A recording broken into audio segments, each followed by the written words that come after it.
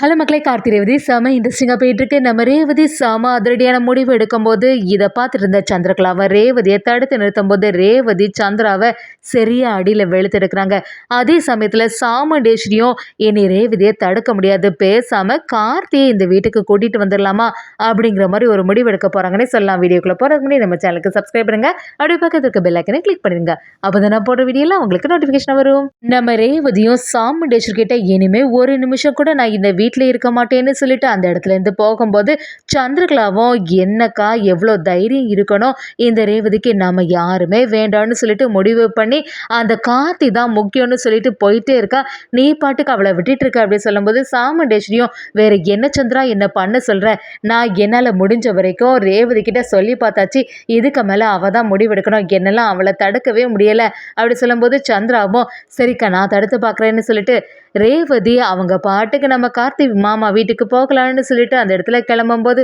சந்திரகலாவும் நம்ம ரேவதியை தடுத்து நிறுத்துறாங்க. ரேவதியும் சந்திரா கிட்ட என்ன சித்தி என்ன எதுக்காக இப்போ தடுக்க வந்திருக்கீங்க அப்படி கேட்கும்போது எவ்வளோ தைரியம் தான் உங்கள் அம்மா கூட வேண்டான்னு சொல்லிட்டு நீ கார்த்தி கூட போகலான்னு சொல்லிட்டு நிற்ப, உங்கள் அம்மாவை பற்றி கொஞ்சமாவது யோசிச்சு பற்றி அவங்களெல்லாம் வளர்க்குறதுக்காக அவள் எவ்வளோ கஷ்டப்பட்டிருப்பா அப்படிங்கிற மாதிரி ரேவதி கிட்ட சொன்ன உடனே ரேவதியும் உங்களை பற்றி எல்லாமே எனக்கு நல்லாவே தெரியும், என்னையும் என்னோட கணவரையும் பிரிக்கிறதுக்காக நீங்கள் எவ்வளோ சூழ்ச்சி வேலை பண்ணியிருக்கீங்க அதை பற்றி எல்லாமே எனக்கு நல்லாவே தெரியும், பேசாமல் போயிடுங்க சித்தி, தேவையில்லாமல் என்கிட்ட வந்து வார்த்தைகளை வாங்கி கேட்டாதுங்க அப்படின்னு சொல்லிட்டு நம்ம ரேவதியும் சந்திரகலா கிட்ட சத்தம் போடும்போது சந்திராவும் என்ன சொல்ற ரேவதி, எல்லாமே உன் நல்லதுக்காக தான் நாங்கள் செய்கிறோம், நீ தான் வந்து அதை புரிஞ்சிக்காம அந்த கார்த்தி வேணும்னு சொல்லிட்டு அவன் பின்னாடி போகிறதுக்கு நிற்க, ஒழுங்கு மரியாதையாக வீட்டுக்குள்ளே வான்னு சொல்லிட்டு நம்ம சந்திராவும் ரேவதியை கையை பிடிச்சி இழுக்கும்போது நம்ம ரேவதி சந்திரா கிட்ட எவ்வளோ தைரியம் இருந்தால் இப்படி செய்வீங்கன்னு சொல்லிட்டு சந்திராவோட கன்னத்துலேயே ஒரு ஆரையை விடுறாங்க. நம்ம சந்திரகலா அதை எதிர்பார்க்கவே இல்லை, என்னடா ரேவதி இப்படி பண்ணிட்டாலே சொல்லி ரேவதி எதுக்காக இப்போ தேவையில்லாமல் என்கிட்ட பிரச்சனை பண்ணுற, உன் நல்லதுக்கு தானே சொன்னேன் அப்படின்னு சொல்லிட்டு இப்போ சண்டை போடும்போது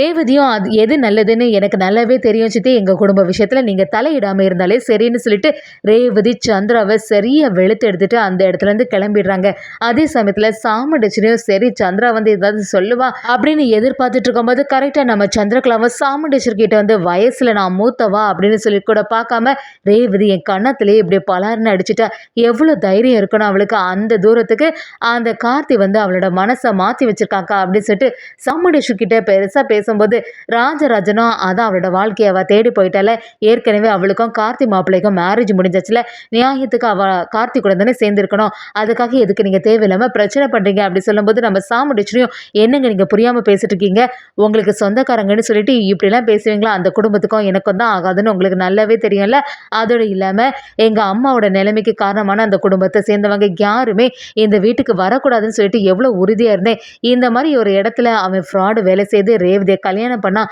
அதெல்லாம் நான் மன்னிச்சு அவனை எப்படி ஏற்றுக்க முடியும்னு சொல்லிட்டு சாமுண்டேஸ்வரியும் நம்ம ராஜராஜன் கிட்ட பிரச்சனை பண்ண ஆரம்பிக்கிறாங்க. சந்திரகலாவும் நம்ம சாமுண்டேஸ்வரி கிட்ட அக்கா நீ சொல்கிறது எல்லாமே சரியாக தான் இருக்குது, ரேவதி அவள் பாட்டுக்கு அந்த இடத்துக்கு போயிட்டானா நமக்கு தான் சரியான சிக்கல், அதுக்கப்புறமா கார்த்தி அவளையும் பிரிக்கவே முடியாது, நம்ம வந்து வேறு ஏதாவது தான் பிளான் பண்ண சொல்லிட்டு சந்திராவும் ஒரு கட்டத்தில் ஒரு யோசனை வைக்கிறாங்க. இன்னொரு சைடு பார்த்தீங்கன்னா முத்துவேல் வந்து அப்படியே அந்த லாக்கப்பில் இருக்கும்போது அதிகாரிகள் எல்லாரும் அவனை வந்து பேச்சு எடுக்கிறாங்க. அங்கே வந்து எவ்வளோ தைரியம் இருந்தால் ஃப்ளைட்டில் பாம்பு இருக்குது அப்படின்னு சொல்லிட்டு இப்படி ஒரு தகவலை நீ வந்து தப்பாட்டு சொல்லியிருப்ப அப்படின்னு சொல்லிட்டு கேட்கும்போது எனக்கும் அதுக்கும் எந்த சம்மந்தமும் இல்லை, நான் தான் சொல்கிறேன்ல நான் எதுவுமே ஃபோன் பண்ணலைன்னு, ஏன் அதை நம்ப மாட்டேங்கிறீங்க, உன்னால் எவ்வளோ பேருக்கு லாஸ் தெரியுமா, அதெல்லாம் வந்து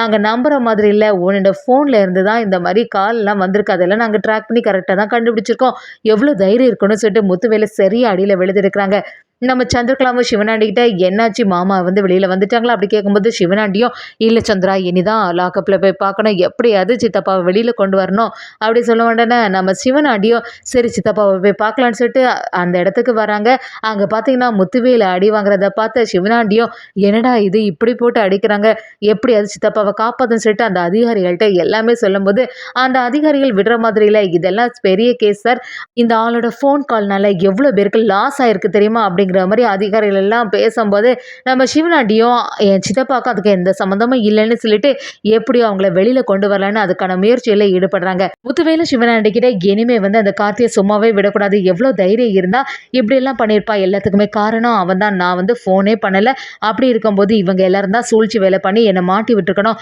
எப்படி அது இந்த கார்த்தி ரேவதியும் ஒன்று சேரவே கூடாது அப்படி சொன்ன உடனே நம்ம சந்திரகலாவும் எவ்வளோ தைரியம் இருந்தால் இந்த கார்த்தி இப்படிலாம் செய்திருப்பான், நம்ம என்னதான் பண்ணாலும் கடைசி நேரத்தில் வந்து இந்த கார்த்தி சொதப்பிடுறானே, இப்போ கூட அந்த ரேவதி நான் பேசுறது எதுவுமே கேட்காம என்னை அடிச்சுட்டு அந்த கார்த்தி தான் வேணும்னு சொல்லிட்டு அவ கூட போகிறதுக்கு ட்ரை பண்ணிட்டா அப்படின்னு சொன்ன உடனே அதை கேட்ட சிவனாண்டியும் எப்படியாவது இதை தடுத்து நிறுத்துற சந்திரா, இனிமே வந்து அவங்க 2 பேரும் ஒன்று சேரவே கூடாது, அதுக்கு ஏதாவது பிளான் வச்சிருக்கே அப்படின்னு சொல்லி கேட்கும்போது சந்திரகலாவும் எப்படியுமே என்னோட அக்கா சாமுண்டீஸ்வரியோட மனசை தான் மாற்றணும், அது ஒரே வழி தான் இருக்குது அப்படி சொல்லிட்டு நம்ம சாமுண்டீஸ்வரியை பார்க்குறதுக்காக வராங்க. சாமுண்டீஸ்வரி கிட்ட வந்து அக்கா நீ பாட்டுக்கு ரேவதியை விட்டுட்ட, இனிமே வந்து அது சரியே கிடையாது, ரேவதியும் கார்த்தியும் ஒன்று சேர்ந்து இருக்கவே கூடாது, ரேவதி சொன்னது உனக்கு ஞாபகம் இருக்கா,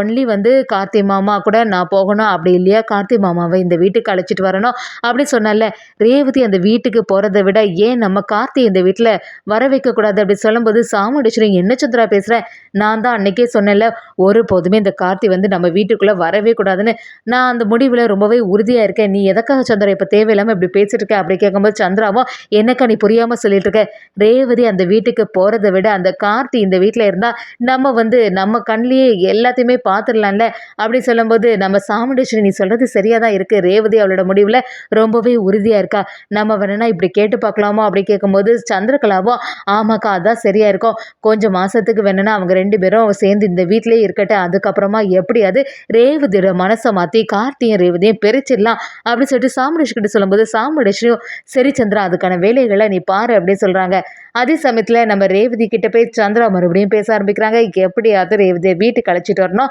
அதோடு இல்லாமல் கார்த்தியை வீட்டுக்கு கூட்டிகிட்டு வரலாம் அப்படிங்கிற ஒரு செயலை சொன்னால் எப்படியும் ரேவதி வீட்டுக்கு வந்துடுவான்னு தெரிஞ்சு சந்திராவும் நம்ம ரேவதி கிட்ட போய் பேச போகிறாங்க. ரேவதி கிட்ட வந்து ரேவதி இனிமே வந்து வீட்டை விட்டு வெளியில் போகணும்னு சொல்லிட்டு ஒரு முடிவுமே எடுக்காத, தயவு செய்து வீட்டுக்கு வா, உன்னோட அம்மா உனக்காக எவ்வளோ பெரிய தியாகம் பண்ணியிருக்கா தெரியுமா, இனிமே வந்து நீ வீட்டை விட்டு வெளியில் இருக்கணும்னு அவசியமே இல்லை, வேணும்னா கார்த்தி இந்த வீட்டுக்கு வரலான்னு சொல்லிட்டு அப்படி சொன்ன உடனே நம்ம ரேவதிக்கு அதுக்குள்ள நம்பிக்கையே இல்லை,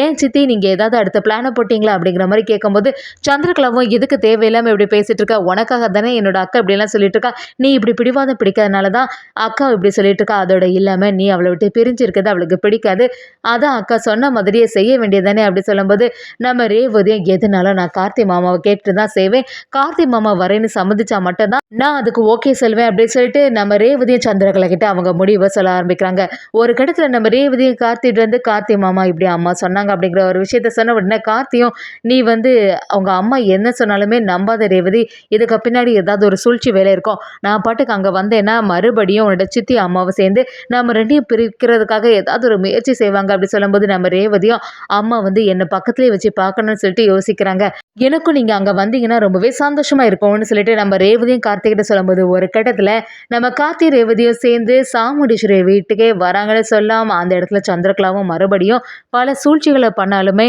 நம்ம கார்த்தி செம மாஸ்க் கட்டி சந்திரகலாவோட பிளான்லாம் சொதப்புற மாதிரி ஒரு மாஸ்டர் பிளான் போடுவாங்கன்னே சொல்லலாம்.